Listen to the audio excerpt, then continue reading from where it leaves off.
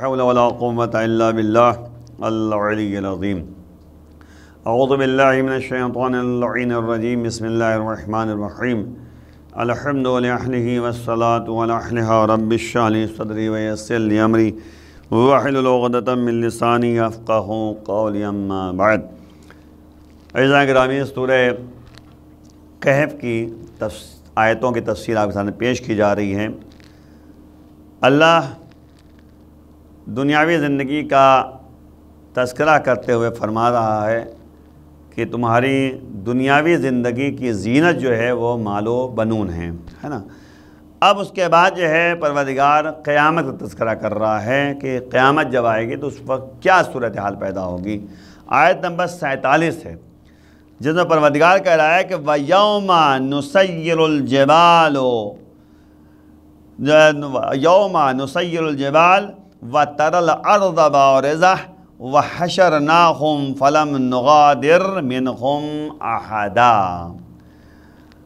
پروردگار فرما رہا ہے کہ اس دن ایسا دن ہوگا، اس دن کو تم یاد کرو جب جو ہے پہاڑوں کو ہم ایسا کریں گے کہ سب تمہارے پہاڑوں کو، قیامت کا وہ دن یاد کرو، وہ دن ہوگا جب ہم پہاڑوں کو حرکت میں لے آئیں گے، نسیرو، حرکت میں کر دیں گے، ہے نا، حرکت میں لے آئیں گے، اور تم زمین کو بالکل کھلا ہوا دیکھو گے اور ہم سب کو اس طرح جمع کریں گے کہ کسی ایک کو بھی نہیں چھوڑیں گے۔ اب آپ غور کیجئے کہ پروردگار نے اس بات کی طرف متوجہ کیا کہ وہ دن ایسا دن ہوگا کہ جب ہم پہاڑ کو چلائیں گے، حرکت میں کر دیں گے۔ اچھا ٹھیک ہے، حرکت میں آ گئے۔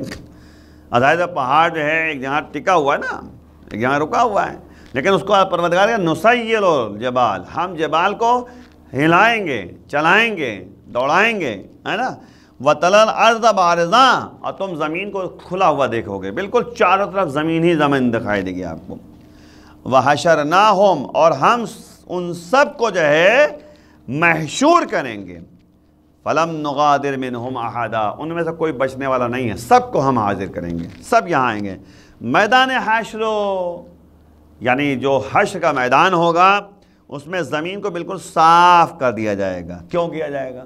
اس لیے تاکہ اولین و آخرین سب وہاں پر آ جائیں اور سب ایک طرف سے کھڑا ہو جائیں اور دنیا دیکھے کہ آخر اتنے لوگ جمع ہو گئے ہیں، تاکہ جمع کیا سکے سب کو۔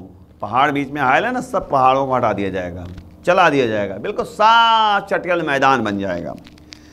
بہرحال جو ہے کہ بعض حضرات کا خیال یہ ہے کہ محشر میں بہرحال جو ہے یہ جو بیان کیا جائے گا تو محشر میں سب کو اکٹھا کیا جائے گا اور وہاں پہ حساب و کتاب کا ایک سلسلہ قائم ہوگا۔ اللہ کہہ رہا ہے کہ کسی کو میں چھوڑوں گا نہیں، کسی کو میں چھوڑنے والا نہیں ہوں، سب جو ہے میدان حشر میں جو ہے آئیں گے۔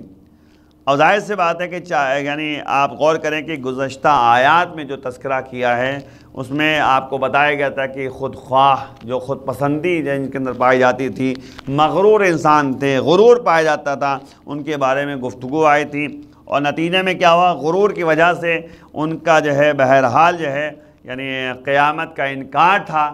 جب قیامت کا انکار تھا تو نتیجے میں جو ہے ان کے اوپر دنیا میں ہی جو ہے ایک عذاب کا سلسلہ قائم کیا گیا تھا۔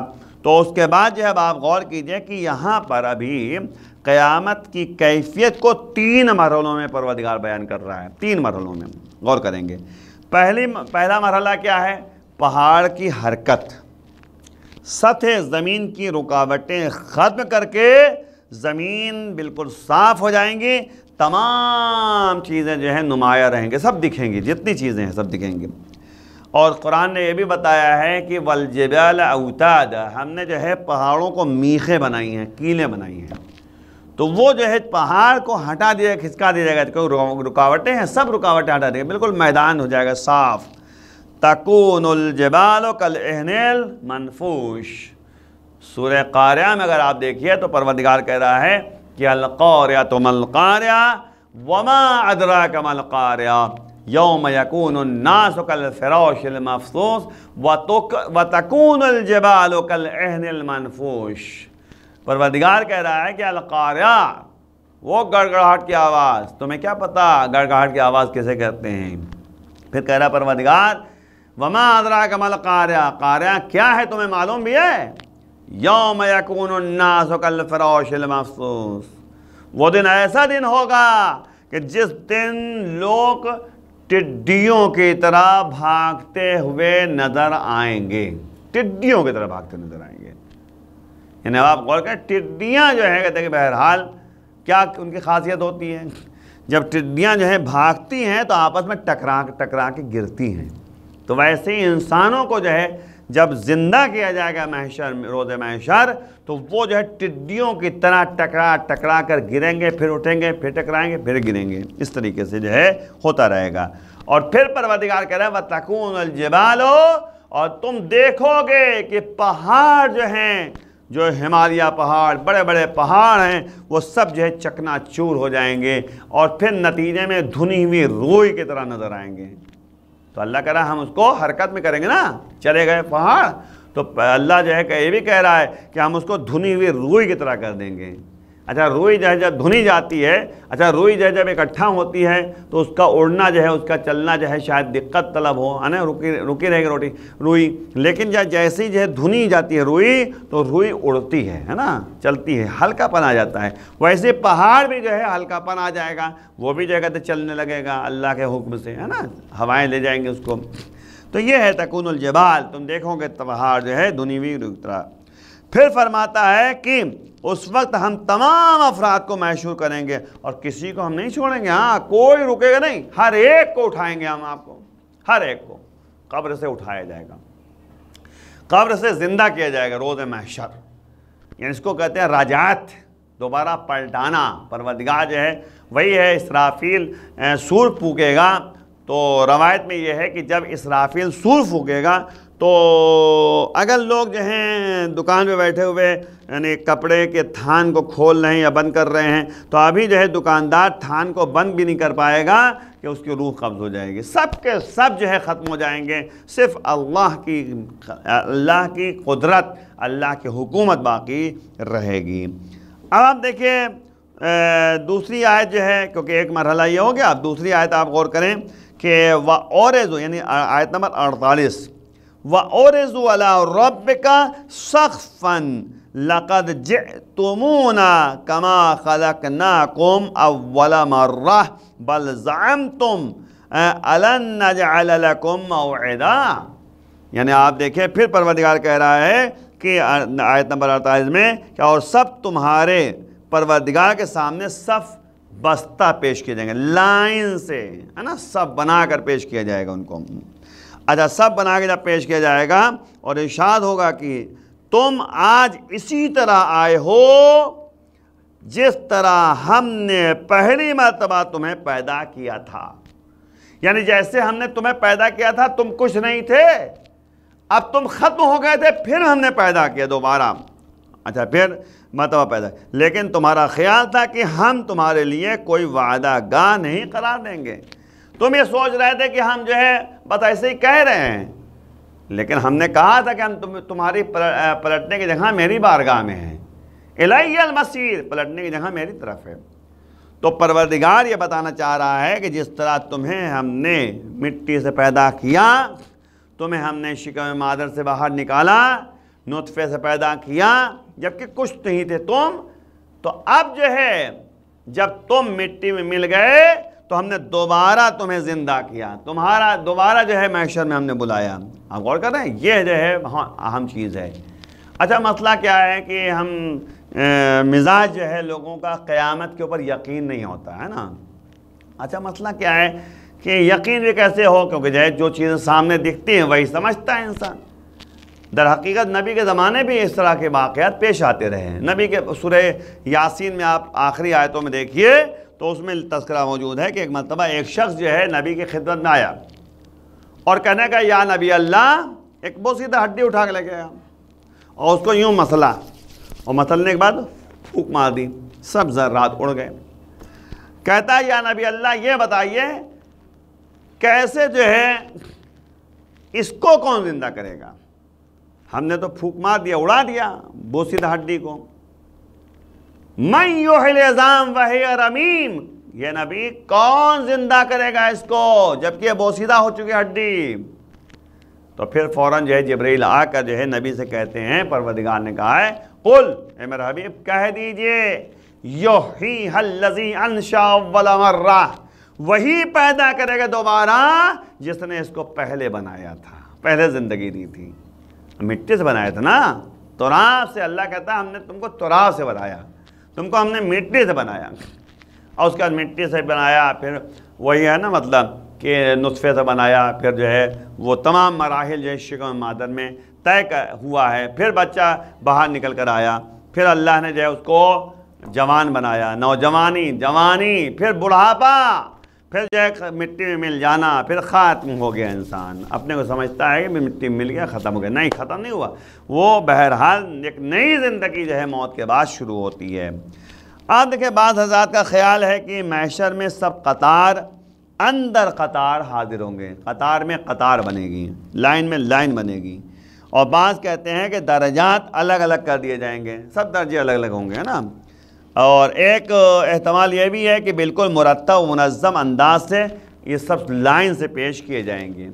تو میں نے کہا کہ قیامت کی کیفیت کو 3 مرحلوں میں پروردگار بیان کر رہا ہے۔ ایک تو وہی پہاڑ کی حرکت ہے، دوسری بات آیت سے ہم نے جو آپ کے سامنے بیان کیا، دوسرے کہ جن کا جیسا عقیدہ ہوگا ان کو الگ الگ صف میں قرار دیا جائے گا۔ جو اللہ کو مانتا ہے ان کو ایک طرف، جو اللہ کو نہیں مانتے ان کو ایک طرف، جو اہل بیت کو مانتے ہیں ان کو ایک طرف، جو اہل بیت کو نہیں مانتے ان کو دوسری طرف۔ تو مطلب اس طرح سے عقائد کے حساب سے سب کو صف آرائی کی جائے گی بغیر کسی تفاوت کے۔ وَأُعْرِضُوا عَلَىٰ رَبِّكَ صَفًّا، سب کو تمہارے پروردگار کے سامنے لائن سے پیش کیا جائے گا۔ نہ اموال کی کوئی خبر، ارے تمہارے پاس زیادہ پیسہ تھا ہمارے پاس کم تھا، ایسا کچھ نہیں، وہاں پہ سب کو اکٹھا بلایا جائے گا۔ نہ زر و مال کی، تمہارے پاس زر و مال زیادہ تھا ہمارے پاس کم، نہیں، ایسا کچھ نہیں۔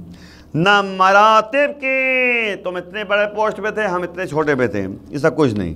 مقامات پر تو ہم بہترین مقام پہ رہتے، اس طرح سے کچھ نہیں یہاں پہ۔ نہ لباس کی، ہمارا لباس بہت اچھا تھا، کچھ نہیں، ایسا کچھ ختم، سب چھوڑ کے جانا ہے انسان کو۔ نہ رنگ کی، میں کالا تھا میں گورا تھا، ایسا کچھ نہیں وہاں پر، سب کو اکٹھا بنایا جائے۔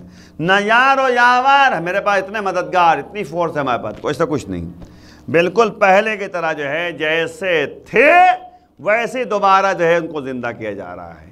پہلے کیا تھے بھائی، دنیا میں آنے سے پہلے کیا تھے؟ کچھ نہیں تھے۔